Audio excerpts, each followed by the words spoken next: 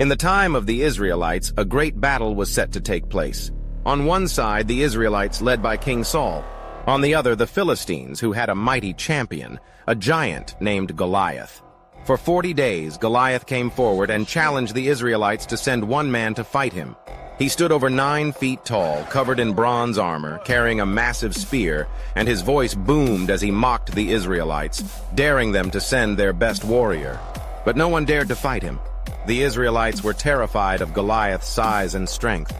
Even King Saul, the tallest man in Israel, hesitated to step forward. Meanwhile, a young shepherd named David was tending his father's sheep in Bethlehem.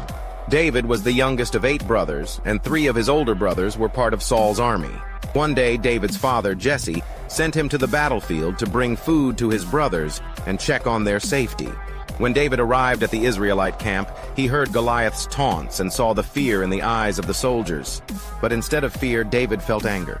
He was shocked that no one had the courage to stand up to Goliath, who was insulting the armies of the living God. David asked, "Who is this uncircumcised Philistine that he should defy the armies of the living God?" B.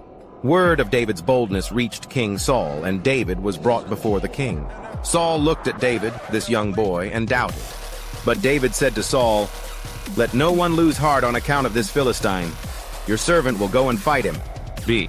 Saul replied, "You are not able to go out against this Philistine and fight him. You are only a young man, and he has been a warrior from his youth." B. But David persisted.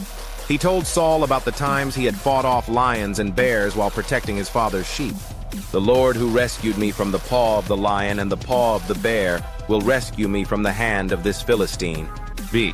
Saul, impressed by David's faith, agreed. He offered David his armor, but it was too large and heavy for David. Instead, David took only his staff, his sling, and 5 smooth stones from a stream. Armed with his faith and his sling, David went to face the giant. As David approached, Goliath sneered at him. "Am I a dog that you come at me with sticks?"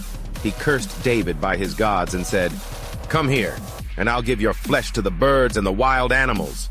B. But David stood firm. He answered, "You come against me with sword and spear and javelin, but I come against you in the name of the Lord Almighty, the God of the armies of Israel, whom you have defied.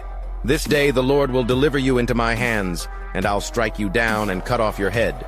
All those gathered here will know that it is not by sword or spear that the Lord saves, for the battle is the Lord's, and he will give all of you into our hands." B. With that, Goliath moved toward David. But David was faster. He ran toward the giant, reached into his bag, took out a stone, and slung it at Goliath. The stone struck Goliath square in the forehead, sinking deep into his skull. The giant stumbled and fell face first to the ground. David ran to him, drew Goliath's own sword, and killed him by cutting off his head. When the Philistines saw that their champion was dead, they turned and fled. The Israelites gave a great shout and pursued them, winning the battle. David's victory over Goliath was more than just a military success. It was a testament to the power of faith. David, the young shepherd boy, trusted in God and overcame impossible odds. He didn't rely on physical strength or weapons, but on the Lord, who delivered him from the hand of the giant. David became a hero that day, and his life would never be the same. From that moment on, he was no longer just a shepherd boy. He was the man who, with faith and courage, defeated a giant and saved his people. And so the story of David and Goliath became a symbol of hope. It reminds us that no matter how big the challenge, no matter how insurmountable the odds, with faith and determination, we can overcome the giants in our lives.